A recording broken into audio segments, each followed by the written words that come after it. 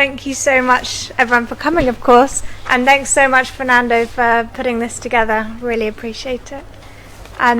First, I'm going to talk a little bit about why we wrote the book, how we came to the book and the idea, and then some of the content of the book. And I'll pass over to Jamie as well. So from my own personal story, it's really great to hear everyone else's as well. I came to union organising from being an activist for many years, always searching, as I'm sure we all have our whole lives, for a way to hold power and to wield that power. Understanding it, power is a way to force our opponent to do something that they don't want to do at its very basic level. And as an activist, I marched endlessly. We went into occupation, we squatted, but fundamentally we always felt like we were powerless. We were using all these techniques and these kind of activist-y things from the activist repertoire, but we weren't fundamentally tipping the balance of power. We marched from one side of London to the other, but fundamentally that balance of power, we never felt like it had really changed. And I think this is a feeling we can all relate to in so many ways, whether it's in our workplaces, in our communities. We don't have the power to make the change we want to see in the world. So when by total chance I connected with some cleaners at my university on Facebook, which kind of dates it a bit, it was in the heyday of Facebook, when everyone was on Facebook. We connected because 3 of these cleaners had been sacked on totally spurious charges. This is the nature of outsourced service work, often in the university. Trumped up charges are made up, people are let go and then they come back, and there's very little due process to that at all. And they asked me to play the role of this outraged student. They needed someone in their corner who could email the university for them. So I emailed the head of estates and said, I'm so outraged as a fee-paying student. I'm sure you get the same here. Fee-paying students are at the very top of the food chain. And to my surprise, they accepted my invitation for a meeting. And when the day came, I turned up with these 3 cleaners, the union organisers, and a big angry mob, and they didn't really know what to do. It was all a bit overwhelming for them, I think. But very quickly from that, they were reinstated. As I said, the processes of hiring and firing are so loose that for them it was just easier just to, okay, great, we'll get them back. And they really made a big mistake with that, because from that moment, the real campaign kicked off. It was one of the sisters, actually, of one of the cleaners who'd been fired, a woman named Beverly, who was one of the most fiercest organisers. She recruited dozens of cleaners off the back of this victory in just a matter of weeks. And the confidence that small victory brought galvanised hundreds of cleaners. These were cleaners who, a union organiser whose kind of role had been to organise this section of the workforce across multiple universities in London, had said, don't bother with them. They are just too divided along lines of country of origin. They're too precarious in their work. I've tried, I've talked to them, but basically just don't bother. And it was this issue, though, that really sparked people to take action and to join the union. These workers who were too precarious, too low paid, all of a sudden were not that at all. Structurally, everything was against them. Everything we hear all the time of they're unorganizable workers, they're too tied to sending money back to their country of origin, their wages are too low, they can't risk their jobs. Everything, logically was against them, and it should have been impossible. But very much, their story shows that it is possible. And one of those very much structural difficulties that they overcame was their time for meetings. There were 3 shifts a day, And the only time we could find for everyone to meet were this 15-minute gap. It was in the morning, it was very early, everyone was very bleary-eyed, but we had 15 minutes where everyone could get together, everyone from all 3 shifts.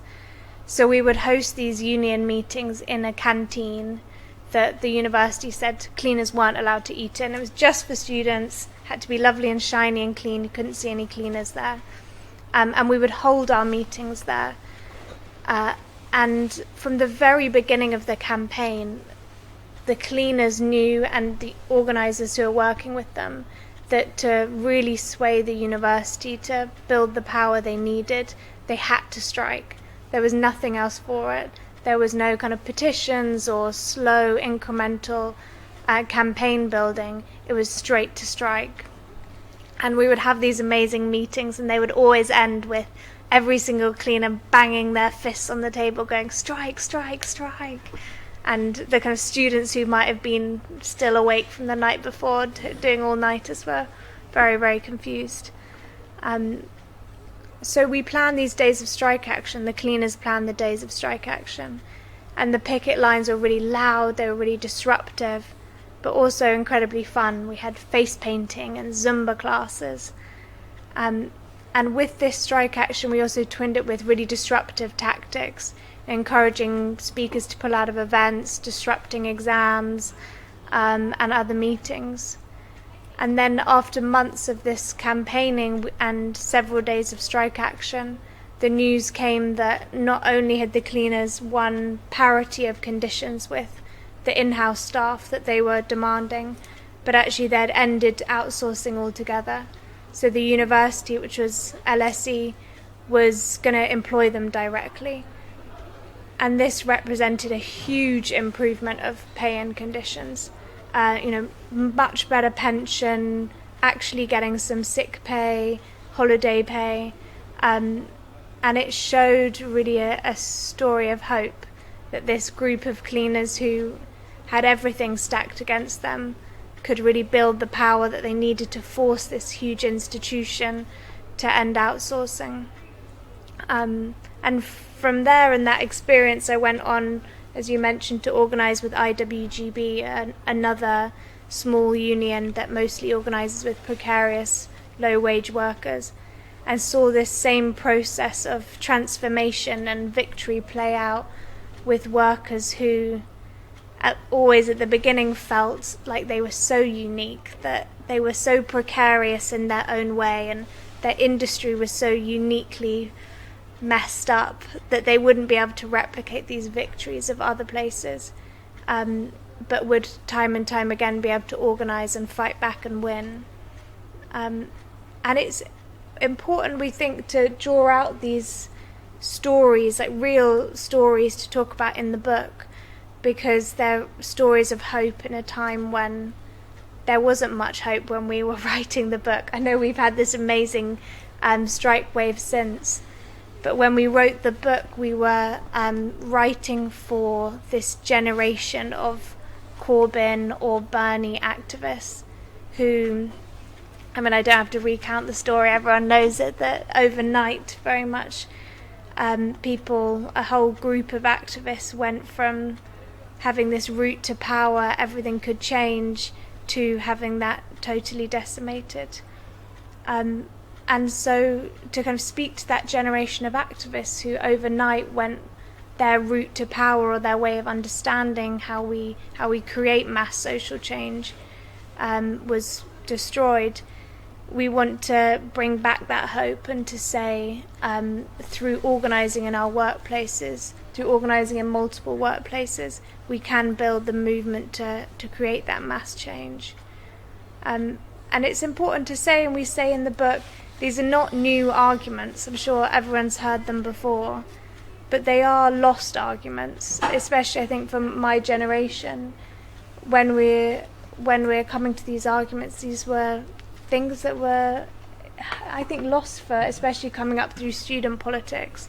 We had focuses around climate change and Palestine and so many other issues. But this argument of why we must come back to the workplace and organising in the workplace is so fundamental. was pretty lost to us, at least. And through the book, to talk a little bit about the content, we discuss these stories, these inspiring stories, but we always try and bring them back to a few principles. As socialists, that we can engage in worker organising as a way to transform the world. We say that it's not enough just to be a member of a union, and we must engage with our union in a number of key ways. We come back to the idea that, the BNP have a union, the police have unions. Unions and collectivity aren't necessarily or by default radical things. So the three principles we really stress in the book are, first and foremost, action, the importance of taking action, and then a rank and file politics, which Jamie will touch on more, and for me, most importantly, democracy, the importance of democracy as a tool for organising. So to touch on democracy first, we obviously uphold democracy as this standard or ideal in of itself. It's incredibly important, especially in our unions. But one thing we learned most fundamentally from our time organising in IWGB was democracy as a practical necessity to win, a real practical tool that without which we cannot win. It matters because it is how we win. And by building a campaign with that active democracy and mass support, we're far more likely to get those victories. A kind of basic point, but one that is so often lost, especially when we're in the middle of big national campaigns. Be really interesting to talk about what that means in the context of UCU, for example, these huge national unions with hundreds of thousands of members. But we talk about democracy also with our kind of hats on as like people building for a much bigger socialist change, not just an individual campaign. Obviously, while winning those individual campaigns is so important, it's how we build that campaign that really creates that long-term change that we all want to see.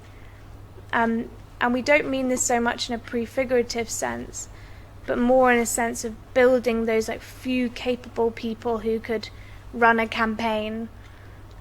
We all know them, we've probably all been them, those like hyper dedicated people who could just run a whole union campaign by themselves, if you want. Organising in that mode and with that in mind does not build the movement and the leaders that we need. So we're really trying to bring it back to that principle too. And then very briefly to talk about action, I think it's a really simple point, also another one that gets lost a lot. Action is quite simply how we win. It's how we build our power and our confidence. It's how we reveal that power. And it's how we win big, I think. So, pass to you. Yeah, thanks. Thanks, Lydia. I'm going to start in a bit of a similar way for my bit of the talk before we hand over to Gregor. And it was really nice to hear about the experiences that people have had in the room, because I think it makes the discussion way easier to know where people are coming from. But also both of us have talked a bit about our background in the book, because it shaped the kind of book that we wrote together. And it's really nice to be invited to a BUIRA seminar to talk about the book. But the book is both, it's obviously academic because it's a book, but it's also a book that we wrote for a very particular reason, which is what Lydia was talking about, of seeing a generation of activists and organisers go through a political process that was both really inspiring and also a defeat. And this can be a complicated thing to go through, but also a bit to write the book that we wish we could have read when we first started organising at work.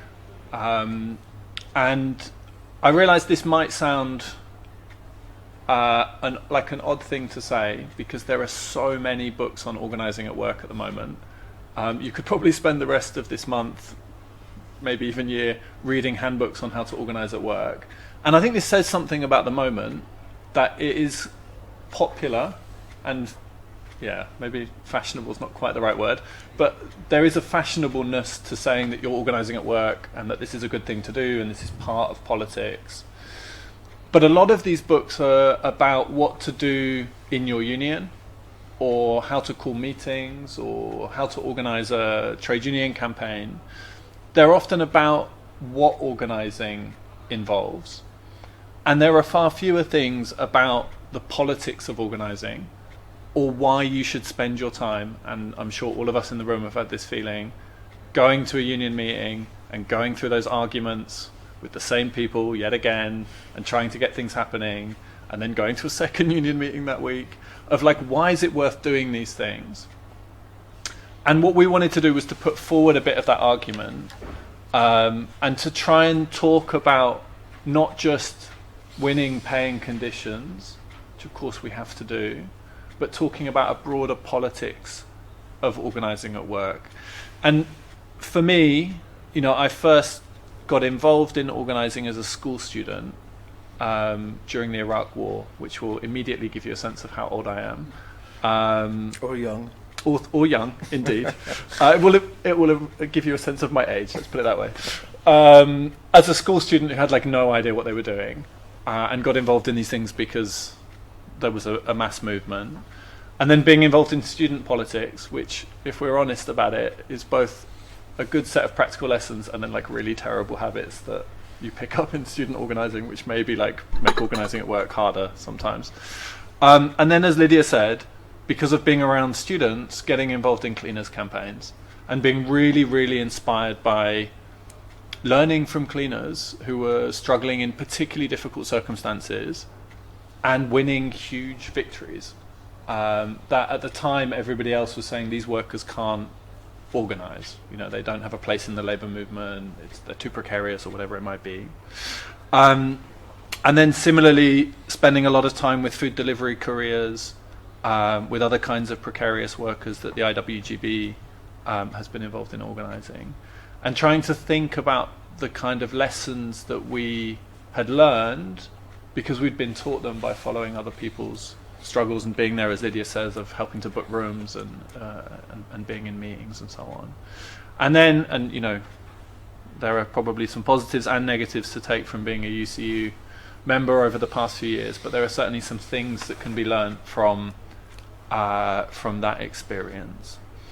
And in particular, what we wanted to draw out of this, and Lydia has talked about the importance of taking action, which I think for a lot of trade unionists can feel quite distant, or at least could have felt quite distant until the last few years, where lots more people have been on strike, and the importance of that experience of taking action, that it is action that builds unions. It's very difficult to build unions without taking action. And also, as Lydia says, about democracy. And a point that I really want to stress about this, that we try and bring out in the book, is that often it's the process of struggle that can be as important as the victory that comes out the other end. I'm sure some of us have been through struggles that we've lost over our time as union organisers or as members, that we learned a huge amount out of, that we built out of, that we were better prepared for what came next. And so thinking not only about the union doing stuff for us or the union negotiating things, but about how we become participants and develop as rank and file members through some of these disputes. And I think this can be an interesting thing maybe we can talk about later on, of like what that wave of strikes across transport, across the public sector, like the kind of role that the rank and file has been able to play or not play in different ways. And I guess for us thinking about this book is thinking about what a rank and file perspective can mean for how we do organising in the workplace. So to think about that politics that kind of sits behind the organising that we might do. And in part for me it's also about thinking of a longer tradition of times in which ordinary people have entered onto the political stage, and thinking about the role of rank and file members, rank and file workers in disputes, but also in political moments, and trying to go back over some of that history to talk about moments of social upheaval and the importance of ordinary people within those. And so we do a little bit of history in the book around some of these different moments, which I'm sure will be familiar to most people in the room, from the Commune to different revolutionary moments, in Europe and elsewhere. But really trying to explain that there's this kind of challenge that comes up again and again of ordinary people trying to take control over their lives, and thinking about how organising in the workplace can be a first step towards thinking through, as Lydia says, like how we can have the power to do this. And in part, this is about a politics of organising from below. And there's a David Graeber quote that we both come back to quite a lot, which I think is really important in this context, where David argued that the ultimate hidden truth of the world is that it's something we make and could just as easily make differently. It only exists every day because we wake up and continue to produce it. And if we woke up one morning and all collectively decided to produce something else, then we wouldn't have capitalism, we wouldn't have this system anymore. And I really like the challenge that he lays out there, because we could all do something differently. The problem is how we get to that point of doing something differently. And we see the book as an intervention into how to think about how we get to a place where the majority of people can have power. And there are 3 reasons why we think this is important, or why the workplace is important in this. And here, hopefully, this can relate to some of the kind of BUIRA debates in one way or another. And the first is that work is and remains necessarily antagonistic. When we look at it in general, it's a process of exploitation. It's the process that builds class society. And then when we look at it in the specific, the different ways that work is organised continue to push people with different interests against each other. So work is always alive with conflict. Whether that conflict is open or more hidden, work continues to push workers into conflict with their bosses. Whether in universities, where there's been examples of this more recently, on the trains, or in cleaning or other forms of precarious work, this problem of conflict at work keeps coming up. Second, that work brings workers into contact with other people who have a shared interest. And this is a point that Marx made many, many years ago, but I still think is important to remember, that we meet other people at work who we have something in common with. We have a shared set of interests that provides a starting point for doing something collectively together. It provides that point that we can come together and think about organising together. And then third, that workers' struggles offer us a glimpse, sometimes it's a long stare, sometimes it's a very, very short glimpse, of how we could do things differently. That when we go on strike, when we try and fight for control over our workplace, this is also a democratic struggle about what we do when we're at work. What do we produce? Who do we produce it for? What do we teach? What do we make? What are we doing while we're there? And when we go on strike, we have to cooperate with other people in the workplace. Striking on your own, although it's something I've done once at a business school, is not a good way to go on strike, right? It's not very effective. And so these struggles provide us a collective learning experience where we have to figure out, what are we going to do to make sure we can outlast the boss? How are we going to support ourselves? How are we going to look after ourselves?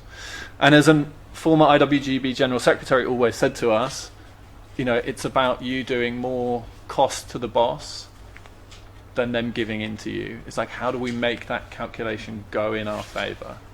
How do we make their clock run down faster than our clock? And that's, for me, what gets us results in the workplace in one way or another. We have about 5 minutes. Yeah, you're fine. Okay. Yeah. Great. The point that I really want to spend the rest of my bit before handing over to Gregor talking about is about this rank and file politics that we talk about in the book. Because I think this is a politics that is having a bit of a return at the moment. There are debates in some unions about what doing rank and file organising means. There are debates in some unions about whether you can have a rank and file general secretary. There are a whole range of different debates on on rank and file politics. And a lot of the underpinning arguments that used to be more popular on the left are, and I think Lydia made a good point about this earlier, that these arguments are not new, but they are new to a whole generation of people in the labour movement who might not have come across these arguments, might not have been exposed to them in different ways before.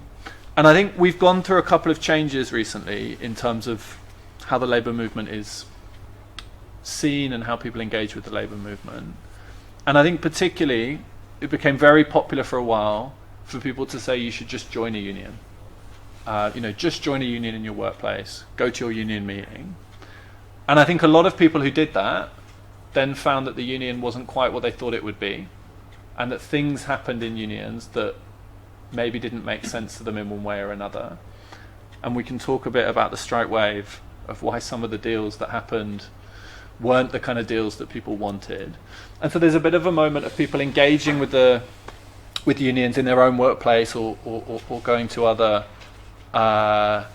picket lines, and then finding that the reality wasn't quite what they expected it to be. Why do unions sell workers out? Why do bad deals get accepted?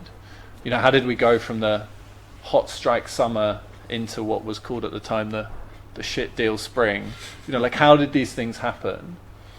And in part what we wanted to do with the book is to say to people, look, you have to understand the role of bureaucracy in unions to understand why these things happen, and to think about how you can organise both in the workplace but also inside your union. To make an argument, this isn't a reason to leave a union. This isn't a reason to condemn them and say what they're doing is we can never fix these things. And in part, I think this is because the kind of bureaucracy that we're talking about in unions is quite different to the bureaucracies that we encounter in other parts of our lives. The union bureaucracy isn't like the state bureaucracy. It's not like trying to deal with insurance over the phone. It's not like trying to get your council tax sorted. It's a different kind of bureaucracy, because it's a social layer of people inside of organisations who have a different set of material interests often to members, but at the end of the day are elected or employed on the basis of being the union bureaucracy. So they are subject to pressures both from above, from the state, from bosses, often from the media, from a range of different places, but they also have to be, at least to some extent, attentive to pressures from below. Because if you are a union leader who shows no interest in their members, never gets a good deal, there's a risk that you won't be a union leader forever. Now, there are some who've had quite a good run, often, but because of the internal democracy of unions, which varies in different kinds of unions, there is a sense that there has to be some kind of attention to members' interests. And of course, the development of these bureaucracies inside unions is also about us building organisations that sustain between strike waves, that allow us to develop capacities to deal with casework, to deal with large organisations, that this is the development of a bureaucracy from the workers' side to be able to take on certain functions. And as people who went through seeing a union go from having one member of staff to 24 members of staff or something like this in the IWGB, of seeing how the pressures to increase the size of the bureaucracy works in practice, that these are things that are often needed in the labour movement to develop these things. But what we try and talk about in the book is to understand why, if someone's no longer in the workplace, and if they're subject to different kinds of pay and conditions, how they can end up getting pulled away from the role that they originally had, and then subject to pressures that will make them deal with bosses in different ways, or not take workers' interest into being. And instead to get people thinking about what are the interests that shape people's decisions. Because for me, thinking about material interests is an important part of how we come up with strategies, an important part of how we explain what's happening in the world. And to think about how during disputes there are always going to be pressures on unions from above. A lot of the strike waves have been about public sector workers. The state can put a lot of pressure on unions in various ways. But to think about how in rank and files of unions, we can build that pressure from below to try and keep union leaders doing what we want them to do, calling the kind of action that we want them to do and to go into it. And thinking about how that pressure can be what determines the direction of these disputes in various ways. And so the idea with this, to have a bit of a kind of divergence into talking about union bureaucracy, is to think about how we prepare our members around us, how we prepare people that we organise with for these challenges when they come. Because when, and I love the way Labour Notes talk about this, when your union breaks your heart, this can be a very difficult thing to come back from. When you feel like you've been sold out, when you feel like things haven't gone how they were meant to do. And the union movement is full of many interesting personalities and characters, one of which we're going to talk about later on. And that sometimes strong characters can push back on some of these pressures. We have lots of instances of people whose politics and personalities have kept them doing good roles in the labour movement in one way or another. But even the most effective worker leaders get pressured by these changes around them. And the longer you're away from the collective struggles in the workplace that forged those people as worker leaders, the harder it is to maintain those positions. And so the point that we come back to in the book over and over again is that we've got to try and understand these material interests to think about what to do. And if we start from a materialist understanding of the union bureaucracy, as well as of our employers, as well as of the state, we can try and develop the tactics and strategies that are appropriate in a different kind of workplace. There's never one size fits all with how to deal with these things, because industries are different, the structures of unions are different. But to try and put forward an argument of what a politics from below looks like. And I'll finish on this sentence, so I'm pretty much up to time, I think this can help us make sense of the strike wave. But I also think it's about how we think about what growing the labour movement looks like today. Because most people in Britain are not and have never been members of a trade union. Increasingly, there is a cut-off between those of us who are in organised trade unions and workplaces that have never had unions and don't have connections to this. And I often think about this, that being involved in political organisations as a teenager, I had trade union aunties and uncles I could call and ask for advice and get connections. I knew people in unions. This link doesn't exist for a lot of people today. And we need to think seriously about how we can rebuild those connections, how we can get people those ways of sharing knowledge and advice and confidence to rebuild the labour movement, because nobody else is going to do it than people who are in workplaces. That's how the labour movement will get rebuilt. And we hope that the book can make a small contribution to people finding out about some of these ideas and maybe using them in the workplace. Thank you. Thanks very much, Jamie. What I suggest we do is to carry straight on to Gregor, because I suspect there'll be questions and issues that will be applicable to all three of the speakers.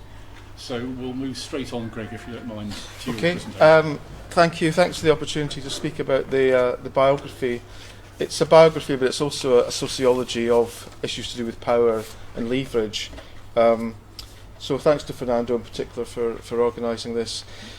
The reason why I chose to write this book was because I thought it was an opportunity to open up the issues to do with power, relations within inside a union, the role of leaders, particularly national leaders as in general secretaries, but also to draw out the lessons, because essentially the main argument in the book is that many people would have expected the RMT in the two disputes, that one with Network Rail and the other one with the train operating companies, they would have expected the RMT to have won a lot more than it actually did. So in terms of trying to draw out a lesson and some conclusion, I put forward a set of arguments around strike pay and around having strategic planning and being able to strategically act in a way that the RMT didn't. So what I'm going to talk about is not the kind of normal talk I would give. I'm going to concentrate on particular aspects, and I suppose I could best characterise them as trouble in the union. What trouble did the union have in terms of prosecuting its members' interests, and why did it come up short? And one of the key points I make in the book is that the power to disrupt, as in the power to disrupt the means of production, distribution and exchange through strike action, is not synonymous with developing power over the bargaining partner. Now that's most graphically shown when, in the case of the RMT, when the signal workers went on strike, only about 10% of the trains ran on any one of those days that the signal workers were on strike. The 10% was accounted by managers, some non-union members, possibly some people that broke the strike. But essentially you've got the network shut down by a strategically placed group of workers, and yet, as I say, as I'll come on to explain in some detail, it wasn't the outcome that many people, and when I say many people, I'm including, if you like, the kind of slightly dispassionate, slightly at distance observers, as well as many people in the union movement.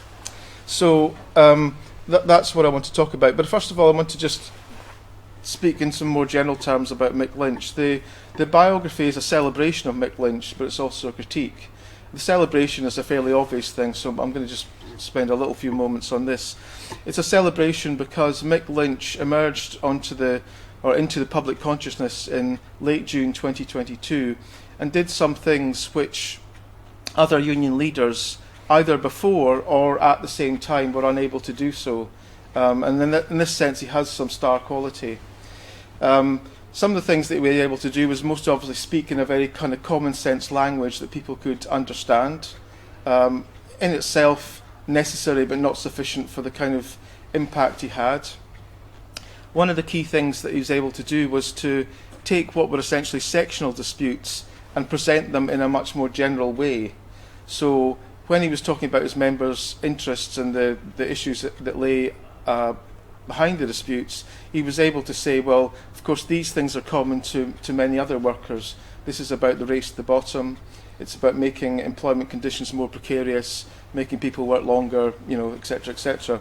So he was able to do that, and off the back of that, he was able to criticise employers in general, obviously the Tory government, and sometimes, on occasions, neoliberal capitalism, and even further, if you like, in terms of generalisations, sometimes capitalism itself.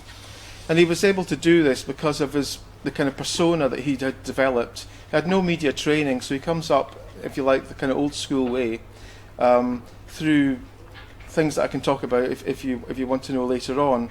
But essentially, his training ground is the union movement. Initially, it was the EEPTU, then it became the Electrical, Plumbing and Industries Union, and then obviously the RMT.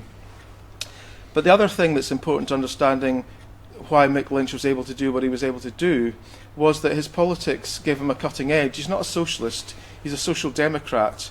And I don't use that as a term to demean him. It's something on occasion that he himself has recognised that he's a social democrat. So as a rough rule of thumb, social democracy seeks to make the relationship between capital and labour under capitalism slightly more equal. Clearly it's not about abolishing capitalism or abolishing the market.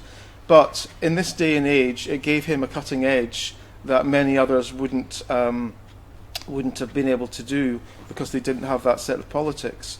There are some other contextual factors. So the RMT was the first major union, other than the CWU with British Telecom, was the first union out the traps to have a national strike. There was clearly more interest in what was happening on the railways than elsewhere. Dave Ward of the CWU was never given the same opportunity, and I think wouldn't have been able to respond and act and perform, in fact, in the way that Mick Lynch did. There's other things like Jeremy Corbyn had not long been defenestrated, so there's a vacuum to be filled by the likes of somebody like Mick Lynch, cost of living crisis and so on. But what I want to really talk about is to try to explain why it was that the strikes had a poor outcome, and it's to do with a lack of strategic planning. I wouldn't discount the issue to do with the union bureaucracy, but I think that's a relatively limited factor in terms of explaining the outcome of these two disputes.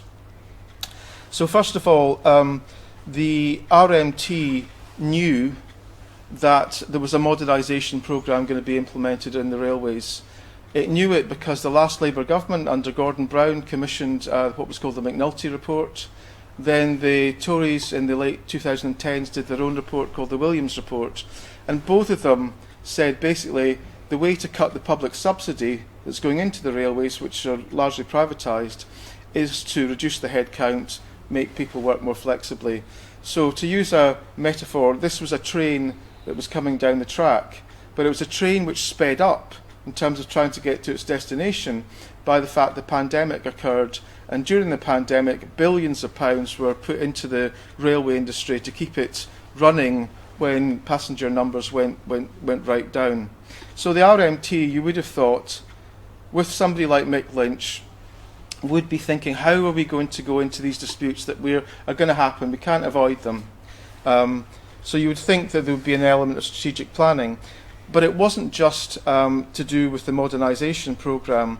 It was also to do with the fact that there are the Tories have been for quite a while in an electoral death spiral, and clearly have tried to create a kind of union bogeyman by which they can say that they are the saviours to slay this union bogeyman. Excuse me for the gendered language. The bogey person. They were prepared to spend considerable amounts of money doing this.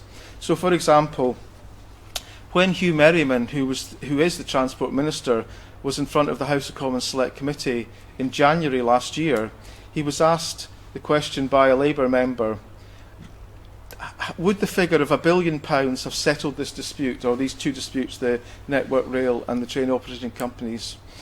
And first of all, what was interesting is he didn't seek to undermine or argue against the sum of £1 billion. He said yes, it would have settled the dispute. Now the £1 billion figure is the figure of how much the government, the Westminster government, had indemnified the Network Rail, the state infrastructure company that does the track and the stations, but also the privatised train operating companies. So the Tories were able to, using money from the public purse, were able to use this amount of money to essentially lengthen the dispute with the RMT in order to try to win political capital out of it, given that, as I say, they were in an electoral death spiral. In late 2021, the Tories lost their electoral lead over Labour, and a year later, Labour's lead has been 10% or more, always been double digits. Sometimes it's been 20%, sometimes it's even been as high as 30%. So they were trying to do this along with things like Stop the Boats and anti-immigration reactionary politics. So again, the RMT in this situation should have been thinking, how can we best go into these disputes? Are they going to be traditional economic disputes where essentially you try to hurt the employer in the pocket, ultimately through affecting their profits? Or do you have to rethink your strike strategy and think that really what you're engaging in is what you must engage in is a political strike rather than an economic strike? And certainly the notion that the Tories are prepared to spend loads of money bailing out the companies, not only in the pandemic but thereafter, is something that should have been borne in mind. And I'll come on to this in a moment, but it does mean, in my mind, that the RMT should have established a national strike fund in order to sustain its members in the disputes. So there are a couple of other things that the RMT should have been planning for, which unfortunately it didn't. Just let me go back to what the results of the strikes were. In both cases, the initial offer from the employers was 2% with strings, and the results of the strikes were between 4 and 5% without strings. So clearly the strikes had made some difference, and that should not be forgotten.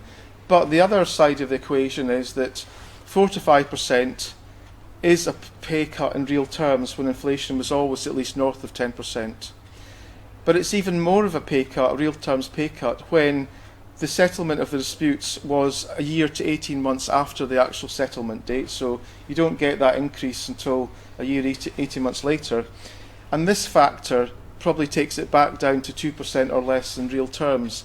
And that was that whether you were on Network Rail or in the train operating companies, you had to sacrifice between 20 and 30 days of wages in order to get that result. So again, as I've sort of already said, not a great outcome.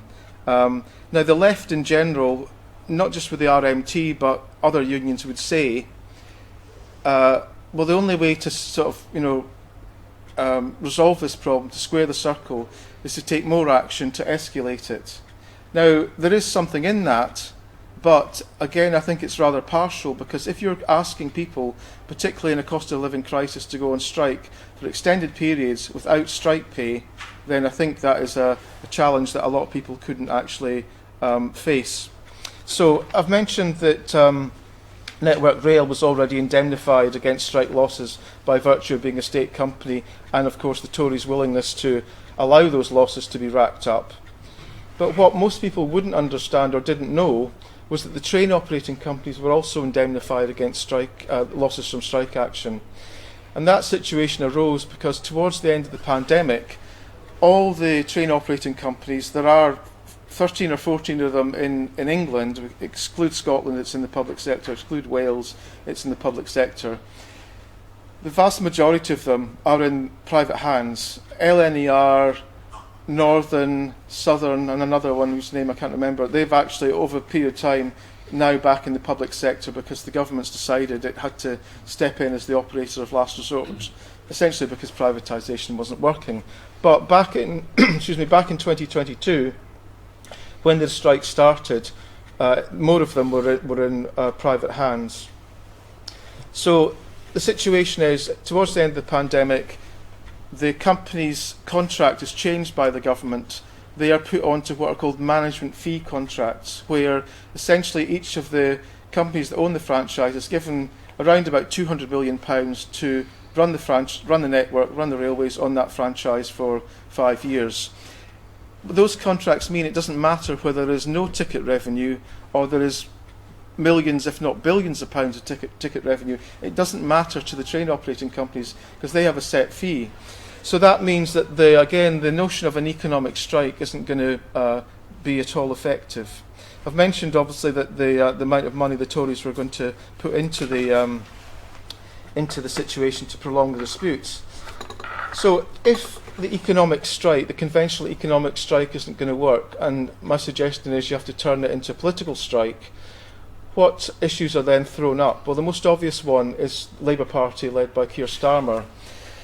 Although I think there are limits to what I'm about to say on this, generally speaking, you would have expected back in the day that the Labour Party, in some way, even if it wasn't from the Labour leader itself, would have raised the issue in the Commons, in the media, and supported the strike in some way. Obviously there are exceptions. You think about the miners' strike, started 40 years ago this week. But generally speaking, you would have expected some political support from the Labour Party itself, if not from the leadership. Well, clearly that didn't exist in terms of Keir Starmer. Keir Starmer is many things, but one of the things you can say about him is that he does believe that rising wages lead to rising inflation. He believes that narrative. He doesn't believe it the other way round. He clearly isn't personally supportive of unions. But probably more important than any of that is the thing that I've said about Labour. It was so far ahead in the polls as a result of the strategy that Starmer has been pursuing by essentially dropping all the policy pledges that he made when he was elected. He said when he succeeded Corbyn that he would maintain the Corbyn policy platform, and little by little everything's been junked. The only thing that remains, I think, which is worthwhile, is the New Deal for working people. So what does the RMT do? It's not an affiliated union. It hasn't been affiliated to the Labour Party since 2004. What does it do to try to create the leverage by making their own disputes have some kind of political heat, become like a political hot potato that you want to get out of your hands and resolve? Well, partly what it does with the CWU, with the Tribune magazine, with a couple of Labour left MPs like Sarah Sultana, is rather late in the day, that is late August 2022, it sets up an organisation called Enough is Enough, which in and of itself I think was a step forward, but it became quite clear that there were very significant limitations to what Enough is Enough could do or was prepared to do. Within a matter of weeks, Enough is Enough, which is not a membership organisation, had between 750,000 and 1 million people signing up to it for updates. It had massive rallies, so big in the case of the one in Manchester Cathedral, that people had to be outside. There had to be a PA system outside for people in the grounds to be able to hear what was going on. The problem essentially with Enough is Enough is it didn't ask people to do anything more than go to the rallies or go to a demonstration that it called. And in fact, by early spring of 2023, it stopped doing any of those things. Its social media accounts had pretty much gone dead. So it was launched too late. If you were strategically planning, you wouldn't have left it this late. You already knew that Starmer wouldn't support the strikes that you were about to engage in. And then I think also Enough is Enough was too tied up with the two unions that primarily launched it. It was too tied up with those particular disputes, the RMT's disputes and the CWU disputes. I say that because the first key demand of Enough is Enough is to have real-term pay increases, which neither the RMT nor the CWU either achieved or, put it round another way, were prepared to accept come the referendum of their members. So Enough is Enough was, if you like, a bit of a busted flush, or it was stillborn or embryonic. But only months later, another initiative showed you potentially what might have happened or could have happened, and that was the campaign to stop the ticket office closures. I think the key difference is a small one, but nonetheless a significant one. Around about the same number of people, 750,000 people, made a submission to the government consultation exercise on the ticket office closures. More than 90% of them said don't close the ticket office. So it was the rail unions, the disability groups, other people. The key thing was they asked them to do something. They asked them to make those submissions. And I think it would have been very, very difficult for the government politically to have ignored the outcome of that consultation exercise. And certainly at the moment, those ticket offices are now still open. They may not be forever, of course, but they are for the time being. So let me come on to the issue of strike pay, and I think why it's so important, over and above, the cost of living crisis. And this again is something that the RMT, and in particular Mick Lynch, should have known about. Mick Lynch becomes a national officer of the RMT in 2016. The salience of that is that between 2016 and 2019, 4 years inclusively, on 8 of the franchises, the RMT members engage in over 200 days of strike action over that course of 4 years. And in one dispute on Southeastern, the dispute lasts 4 years and there's 47 days of strike action taken.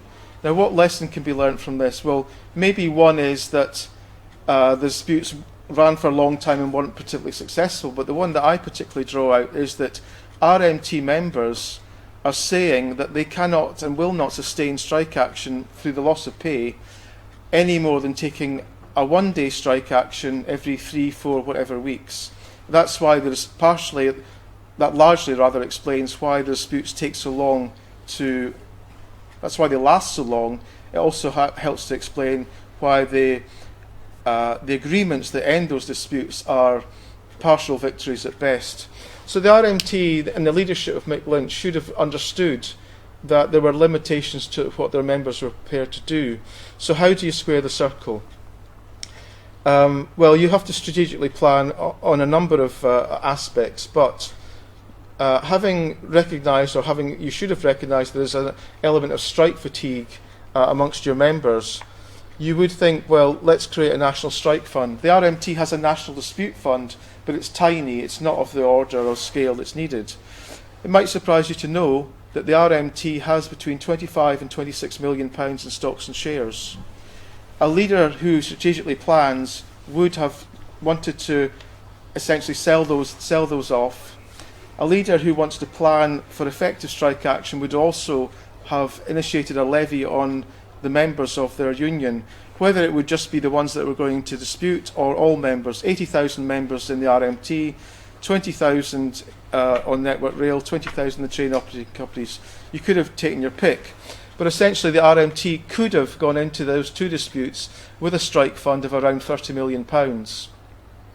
A slight aside, there have been one historical example of a successfully organised strike fund. It was the Drive for 35. It was the Confederation of Shipbuilding and Engineering Unions in the late 1980s. Instituted a levy on its members, sustained selective groups of workers out on strike for 7 weeks. The strike pay was actually so high that it was often higher than the members would have earned that year, and then some of them decided to go on holiday to Spain for 7 weeks. So it was a great victory. It was one of the few victories of the 1980s.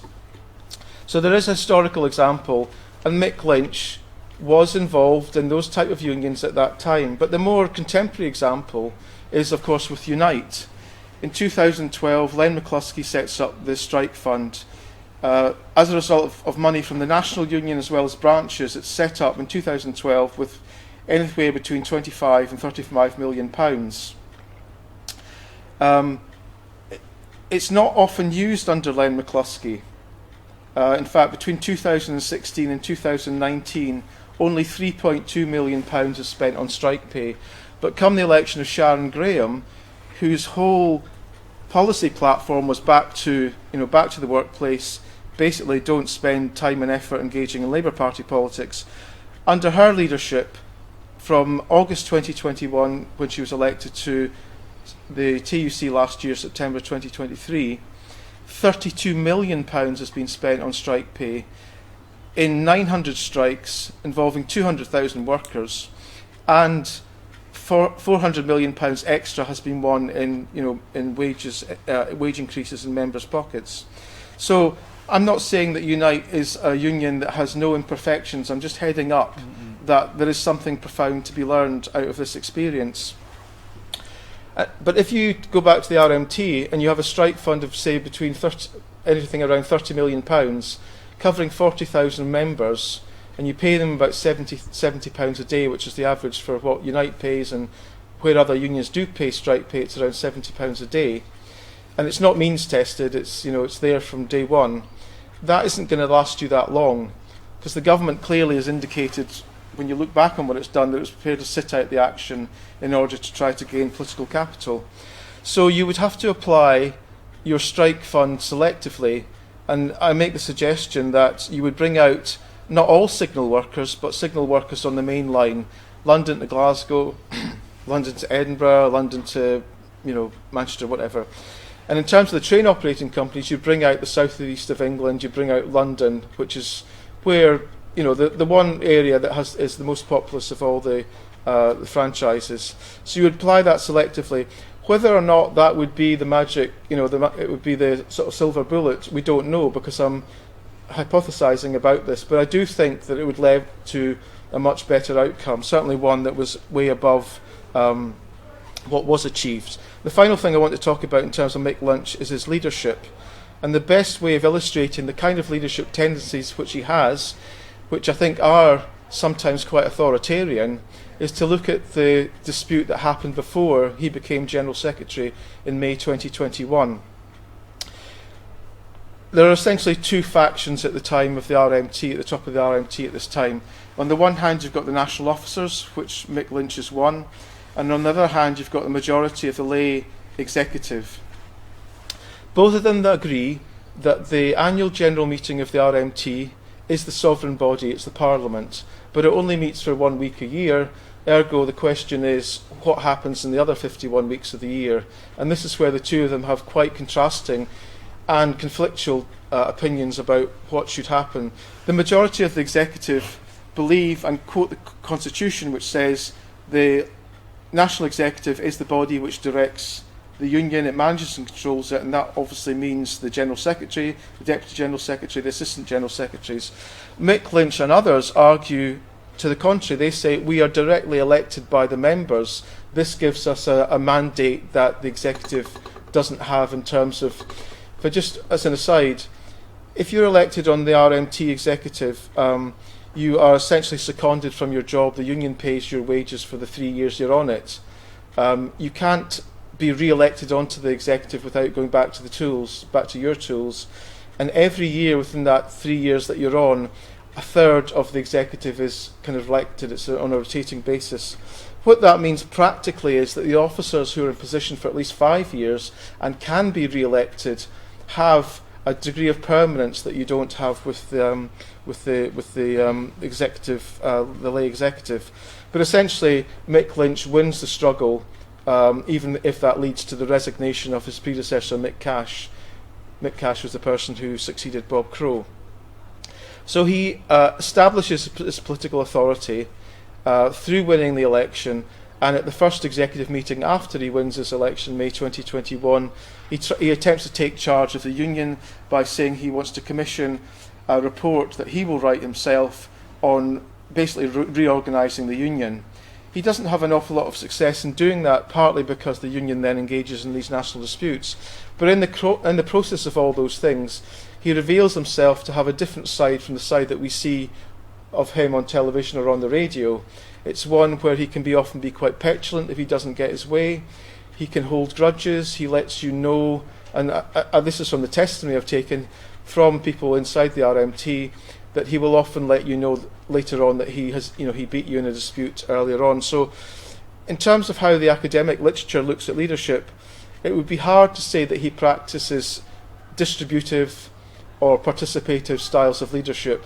He's quite similar to many other general secretaries who, once they are the incumbent, and there are the kind of things that Jamie, I think, was alluding to, there are certain pressures on them to try to always be in charge, to make sure that the people that they defeated when they became elected are basically got rid of. That is a common thing that happens in most unions.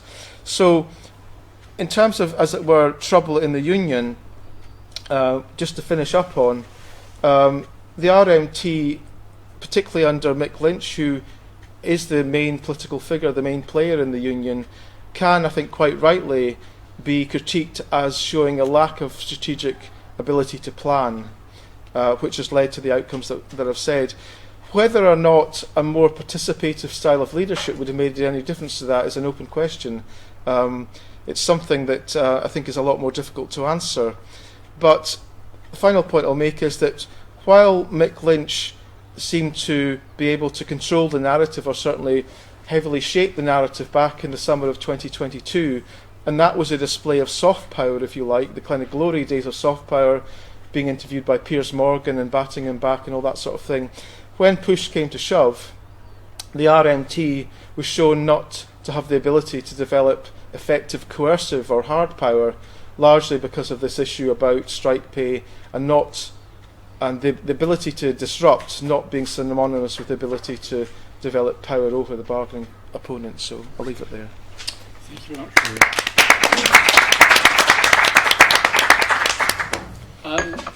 There is one hell of a lot, you might say, to discuss there, and I've been making questions all the way down, and I alone could keep this session going for hours, I'm quite sure, but I'm not going to do that. I throw the floor open to you. Yes, Bob. Yeah, I'll be really quick because there's lots of people here and lots of issues, but thank you very much for those talks. I am a member of CW. I'm not on the tools, as it were, because I'm doing other things, but I'm still the political officer. So I've read Gregor's book, very good book, yeah. Read Jamie's book on the phones, stuff like that.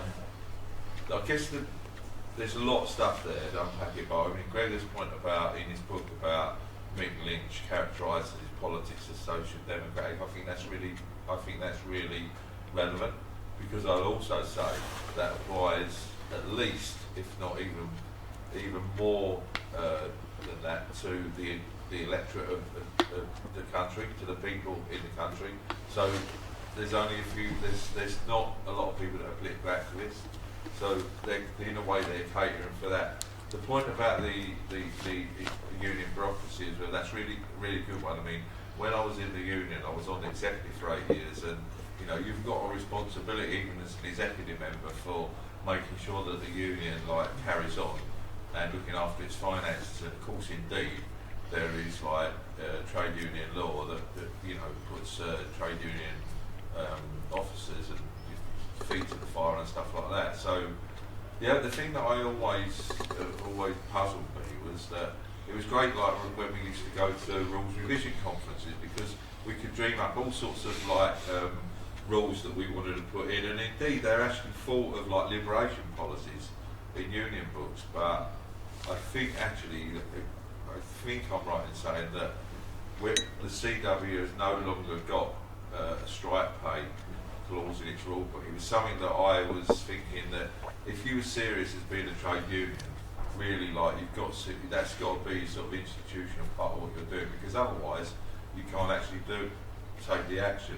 But the question I was going to ask is that in all of this, it did surprise me, because I thought, oh, there's this like uprising of trade union action, and I'm like everyone else thinking, oh, that's good, like, let's sock it to. And I thought, I always remember, I actually organised, it's not a really well known one, I actually helped organise a strike in BT. I was a telephone engineer, and we took a day's strike action, and I always remember sitting with, I won't mention his name, the top governor, and he had a penthouse in the top of Euston Tower on the corner of Hampstead Road there. And I always remember sitting in there when we went back to work, and we signed this like return to work agreement after the day's action. And we got like, it wasn't even about pay, it was about quality of service and that. And we felt really, really great about it. And but the thing is that what he said to me was, he says, you know what, Gary, and Mick, there was another guy, Mick, he says, we needed to have that. He said, it lets off a bit of steam. And that's it. But so my question really is that in all of this, and what your book, particularly your book, Greg, is that I'm not hearing about the partnership anymore. I mean, my experience is that, I'm not trying to say it's a derogatory way of approaching trade union, but my belief is that that's still deeply ingrained in the union. It's part of like protecting the bureaucracy. And the other one is the Involvement and Participation Association still going? If they're not, there's certainly loads of HR advisors and what. And I'm just thinking, we don't hear about any of those anymore, do we? Or, not in the popular, so they're probably like, controlling the thing. There's a sort of question in there somewhere. It's probably about like because I didn't hear any of you mention, it's not a criticism, about partnership, the partnership approach to trade unionism. Yeah, thanks. Gary, I was going to actually ask you what was your question. But, yeah, that's it, yeah. Partnership. All right. Okay. Why wasn't partnership mentioned? Right. Do you want to say something about partnership? Yes. I think you're. Sorry. No, that's you. Okay. No, you go first. Okay. Yeah. I mean, it's true that the term partnership is not as widely used as it used to be. But I mean, I happen to just write a kind of critique of the Labour's New Deal for working people, and it's a lot in there. So I think there will be a return to partnership relations when Starmer, enters number 10. And I think that will percolate out again in terms of what it's seen to be, because it's that kind of like neoliberal form of corporatism where they say, well, we can get the employers, the unions, and the government to work together for the benefit of all. This notion of that we have this, a single national interest where there's no issues to do with class involved in that. In terms of the RMT, Mick Lynch does favour partnership, but it's a kind of what you would call, it's a particular version of it, which is that unions are strong enough to at least be equals within the partnership as opposed to be unequal. And I think as an individual union leader, what this stems from is that compared to, say, Bob Crow, who's much more of a mobiliser, Mick Lynch sets out his stall in terms of being really, I suppose, he thinks he's mastered the art and skill of negotiating, and therefore he thinks that what happens within the negotiating room or around the bargaining table is actually more important than the pressure that you can put on those negotiations from outside, which is, say, wasn't really the way that Bob Crow approached it. Now, I think, again, if it wasn't clear, that approach has come up very short in terms of him being General Secretary in those two disputes. But it was also true in the first dispute that he faced when he was General Secretary, when P&O overnight summarily dismissed 800 seafarers. And the minute that seafarers left those ships, they lost their leverage. So, there's no role for partnership there. And that was a company which later on admitted it knew it was wrong at what it was doing, had the temerity to challenge the Tories, who didn't then do much about the fact that they openly broke the law, but did so because they knew it would be cheaper to do it that way than to abide by the law. So, there's clear limitations to that kind of approach, even if it's a slightly left-wing or left-wing tinged version of partnership. Just one question. I mean, I think the left has kind of been a bit myopic about looking at the results of the strike wave that we've seen recently. That's not to disregard the point that Jamie made, that it's been a learning experience that many people haven't had for so many years. But I think that learning experience would be massively augmented if a significant number of the strikes had won their bargaining demands. And so you would have that demonstration effect where you could say to somebody, well, we actually did win what we set out for, which was at least inflation or inflation plus, or we won back things we'd lost before. And the only examples you find, and again this is not to try to put Unite on a pedestal, is in the likes of road transport or refuse collection, where with strike pay, Unite has been able, when it's been the single union, not working with other unions, has been the single union that's won some things there. But it highlights to me that those are relatively small, isolated instances where there's a much more obvious, we talk about associational power, that workers band together, they have associational power. These workers also have strategic or structural power because of where they fit into the production system or the supply lines, or the fact that their action has an immediate impact. And so that's why I think there's a lot more imagination needs to be thought of. And again, going back to maybe the points that Lydia was making about how we conceive that we develop leverage, what it looks like, what forms it must take. Because at the moment, I think, the union playbook is a very, very small and narrow one, and I don't think there's any role in it for direct action at the moment, which I think there should be. I think it's interesting you bring up partnership, actually, because it factors a lot into our analysis of the victories we've been involved in as part of these quite small new unions. I think there's definitely a tendency to glamorize these newer small unions that organize precarious workers as being totally different and doing a totally new array of tactics. I think mostly that's not particularly true. I mean, they're definitely spurred to action more. But I think one of the aspects in which they are very different is they're often organising in industries or in workplaces where any form of partnership or even any basic recognition agreement is totally close to them. So, for example, the cleaners example I mentioned earlier, the university had a very cosy bargaining arrangement with 3 of the big unions, which did cover the cleaners. So the cleaners, technically had a union that was bargaining for them, but that union had kind of shut down any opportunities for organising, was not proactive. And when the cleaners decided to join a different union, that the established union and the management, banded together to really try and shut that down. And the lack of this, as you called it, letting off steam, just created a pressure cooker and just added fuel to the fire to create that situation where the strike was the only way. There was no option for bargaining whatsoever, and in that mode, there was no ability to influence the strike from management by getting around the bargaining table with workers. Similarly, we've done lots of organising with Deliveroo riders. Their employers don't even consider them to be workers or employees. There really is no chance to even legally form a union as Deliveroo riders. So that pressure valve is constantly going off.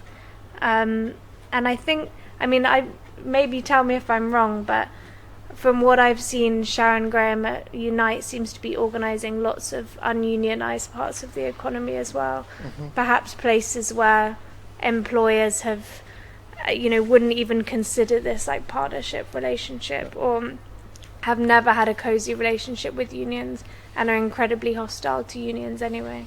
to add to that analysis. Yeah, just one quick thing. I really love the bit about pressure valve, like what an honest manager. But we should also remember that can play the same role for unions too, right? Of like, call a big one-day strike, prove you're doing something. So it can be a pressure valve on both sides, right? Can I just make one other quick point? The figures on union membership, which are obviously not the be-all and end-all, but they are the kind of terrain that we work on. The figures for last year will come out in May this year. So the only one that we've got, which is important, is what happened to union membership in 2022. So kind of 6 months of industrial action and so on. And if we think that strikes in and of themselves build union membership, we need to remember that union membership in 2022 went down by 200,000, mainly amongst women in the public sector. So it'll be interesting to see whether that's confounded when the new figures come out. And if it's not, then again we have to think through what that means. And is it down to the fact that only certain groups of workers were taking action, or do we also have to factor in that the results of strikes in themselves can have an impact on recruitment and retention over and above any issues of participation? I'm not sure if this is going to come up coherently, but the question of strike funds leads to the issue of sequestration. And this isn't a platform thing that's going to take place later this evening, but anyone who wants to come, I'm sure will be very welcome. It's headed defiance. The whole issue of defiance is that obviously leads to that danger of sequestration. I think there is a kind of subcurrent of realisation that unofficial action and disruptive action of some sort is probably essential if the minimum service level bill is going to be properly challenged. Now, I mean, I don't have any privy access to the 6 General Secretaries or Presidents who are going to be there tonight, but it will be quite interesting to know whether there are discussions amongst them, between them, with regard to what new tactics are required if unions that are affected by minimum service levels are not going to be totally smashed if they do take the official action. So it seems to me that leads to possibly, I won't say new opportunities, but certainly new needs for a different approach to organising, which accepts the need for a union with all its bureaucratic functions and trimmings, etc., but also realises at the same time the need for action within that isn't going to lead to legal action. And I mean, I can't take it beyond that, but the experience that Lydia and Jamie have recounted seems to suggest that there are possibilities for that kind of action, even within the larger, structural bureaucratic needs, as well as those like the much more recent development. So just a thought, and it'd be really interesting to know, to look at that kind of dialectic, because it is really an issue now, I think, and a new one that we haven't faced before. We have one more question. So if we just take the two together, Yeah, one thing that sort of, I think, came out, especially in the second part of the discussion, there was around the at best partial victories of a broader strike wave with big national disputes, but also, as you mentioned with Unite, I know from work in Unison, real successes in local disputes with very specific groups of workers. And I mean, this is quite similar, I suppose, to the experience by WGB. We've had real successes organising figures in universities, for example. Why is it that this moment seems to have? Is there a simple answer to why it seems to have, obvious real successes in small local disputes, but at best a mixed bag on the bigger national picture? How can you convert, the lessons from the small disputes into wins in the bigger disputes? You might want to take the second question first, because that kind of... Do you mind if I kick off? I only said a sentence on the last one. Yeah, a long sentence, but only a sentence. So look, I mean, I think this is like the meat of the discussion in lots of ways, of like how do we make sense of what happened during the strike wave, and we have a bit of a take on the strike wave, which it'd be interesting to know what Gregor and what others think of. That the strike wave was my understanding of it is a long period of time in which people haven't won improvements to pay and conditions. In fact, in a lot of sectors since 2008, it's year-on-year real terms pay cuts. There's a kind of huge deterioration of working conditions. And the post-COVID and inflation situation has led to a crisis for a number of unions that if they don't do something, more people are going to leave. And I actually think, the numbers, when we finally get them, I think are going to be even worse than we think they are. I also think there's a couple of problems, like Unite is not reporting its membership numbers properly, hasn't done its annual returns fully for various legal reasons that it's wrapped up in. I also think there are a number of other unions that it's not always in the union's interest to report its membership figures accurately, particularly when they drop by large numbers. You know, this can change power dynamics with employers and with other unions and so on. That actually I think we're in a real crisis moment for many unions. And I wonder whether the question is more, did the strike wave stem any of the decline rather than it having grown the union movement? Because I'd be pretty shocked. Yeah, I'd be pretty shocked if it has. And so in that case, in that kind of circumstance, what we have is union leaders calling strikes not because of a pressure from below that's pushing them to action, but a pressure that is saying if you don't do something, we're going to leave, which is a different kind of pressure, because it then opens up a space where suddenly we have the potential to do more exciting things in the labour movement, but we don't have any of the capacity to carry those things through. I can speak a bit more about the UCU example because that's where I've been doing a lot of things. That we've had these very long and extended strikes. We've had a kind of rebirth of some rank and file organising, but it's not been able to have any control over the dispute, because it's not been able to shape the kinds of deals that are happening. It's not been able to push back on no votes, these sorts of things. The NHS Workers Say No, I think, is one of the more exciting rank and file initiatives. And that has been a not uncomplicated fight with some unions accepting deals, these sorts of things.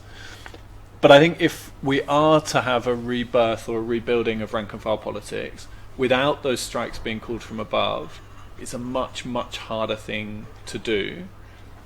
But I think we have to be honest that these things don't come from a place of strength at the moment. They've actually come from a place of weakness. And this is partly why I emphasise this thing of, most workers aren't in unions. And that's really one of the bigger challenges to think about. And one of the initiatives we've been involved in is a project called Organise Now, which tries to connect people from the labour movement with new workers who want to start organising, to try and spread those experiences across each other and set people up with coaching about how to start a union in your workplace. Because those things are not, rebuilding the labour movement is not going to be an easy task. And the strike wave hasn't delivered what we might have wanted it to, but there's always potential, right? Lydia, do you want to say something? Yeah, I'll just say very briefly on the kind of opportunities from the minimum services thing. I mean, this is just coming from a total optimist perspective. You talked about opportunities that can arise from it. Obviously, we have to do everything to make sure the bill doesn't come through, but we were in Paris recently actually talking to some trade unionists there, and they obviously don't have the similar thresholds if you have to post your postal ballot, and over 50% of people have to return their ballot. And they said to us, they're like, God, we're so jealous of your legislation in this regard. We're like, what? This is terrible. This is anti-strike legislation. This is awful. And they said, the trade union movement in France is so, so ossified in so many ways that organisers or trade union officials will call strike action and then not even kind of bother to talk to workers about it or even inform them that they're supposed to be on strike on a certain day because those traditions of organising have been lost. They felt a bit like our situation they were jealous of. Totally awful, of course. But just thinking about how those even the worst legislation provides us an opportunity to go and talk to every single worker and every single member and make those thresholds and get people out on strike. Another opportunity relating back to the Deliveroo issue, of course it's awful that Deliveroo don't recognise their employees as workers, but it does also provide us with this amazing opportunity of being totally liberated from any anti-strike legislation. They really can wildcat at the drop of a hat, and they do. So in that way, the employers have sowed the seeds of their own destruction. It's a very exciting opportunity that we take advantage of in the gig economy a lot, and we found that very fruitful too. Just always trying to end on a positive note. In terms of the point, Lucas, that you raise, I think there are quite obvious challenges about trying to extrapolate out of those small successful disputes to the much bigger ones. In terms of Unite, where Unite has had much less success has been where it's not been the only or major union. So that has to be factored in, because that means it can't do what it has done elsewhere. But in those situations, like the public sector, it's not only the case that it's not the only union, but the number of people involved is much, much greater. And the question would therefore logically arises, would even their multi-million-pound strike fund be able to sustain action? Let's ignore whether the other unions did or didn't come out and strike, but there's that kind of factor. And then what we're largely talking about in that, for those cases, is the situation in the public sector. There are only certain times of the year, or only particular parts of the public sector where workers take strike action that has an immediate impact. So, the PCS union would try to, for HRMC, they would try and target the point where it's the last day for tax returns, that kind of thing. Or it might target its members in border security. So there's not that many examples there.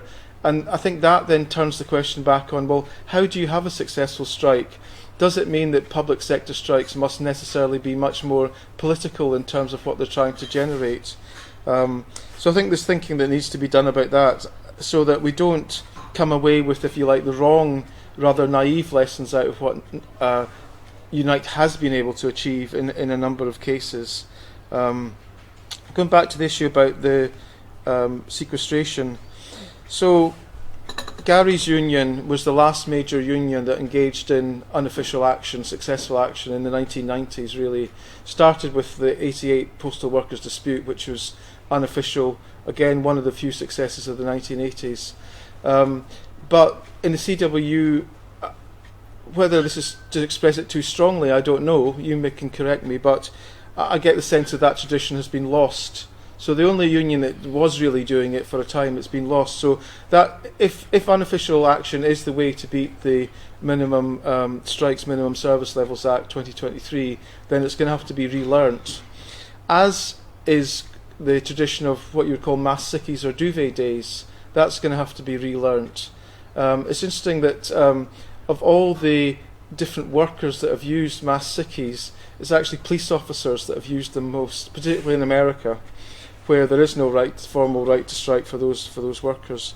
But before we get there, it's interesting to note that when ASLEF was threatened by LNER with a work notice, it called 5 days of extra action, and LNER backed down. Now, LNER, as I said earlier, is one of the 4 publicly owned rail franchises. The other 3 didn't even talk about it, and the other completely privately owned franchise operators didn't talk about issuing work notices either. So it's one of these interesting kind of like conundrums for the Tories. They come up with this great wheeze, and then they realise, or they should be realising, that a lot of employers are not particularly keen to use it because it does make things more fractious. They don't necessarily see that using a work order will resolve the problem, and that does involve the issue about how do you determine what a minimum service is? When is it the minimum service on the railways? Is it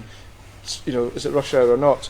So nothing has happened on the railways, even though it came close, but there was a backing down.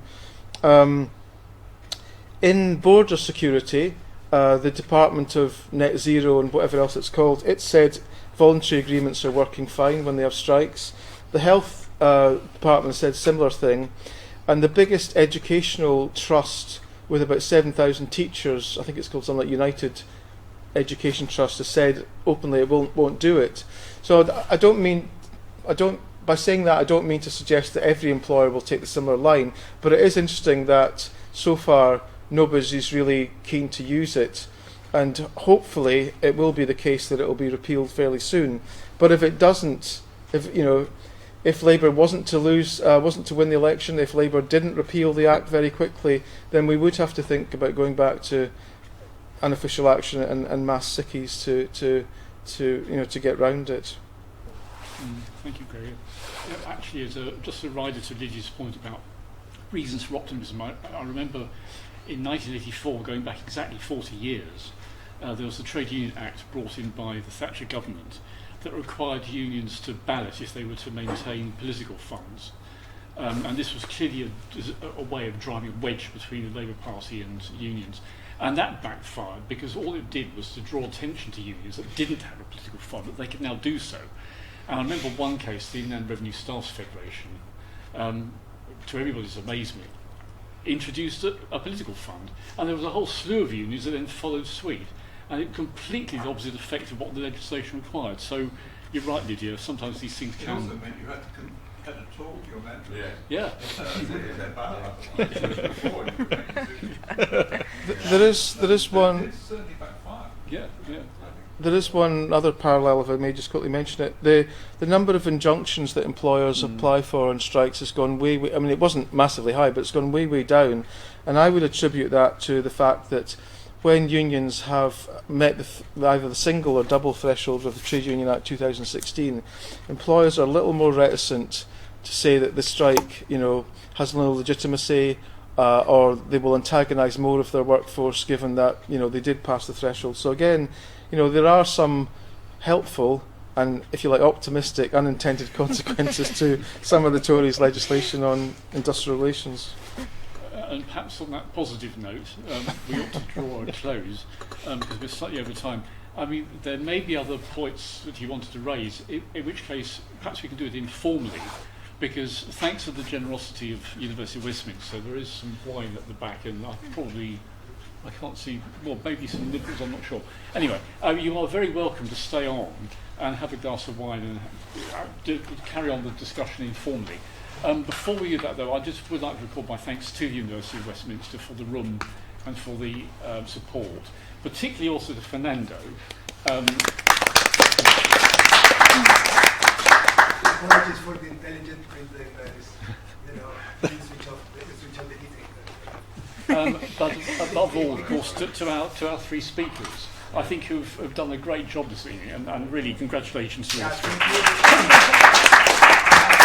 Thank you all for you guys for coming.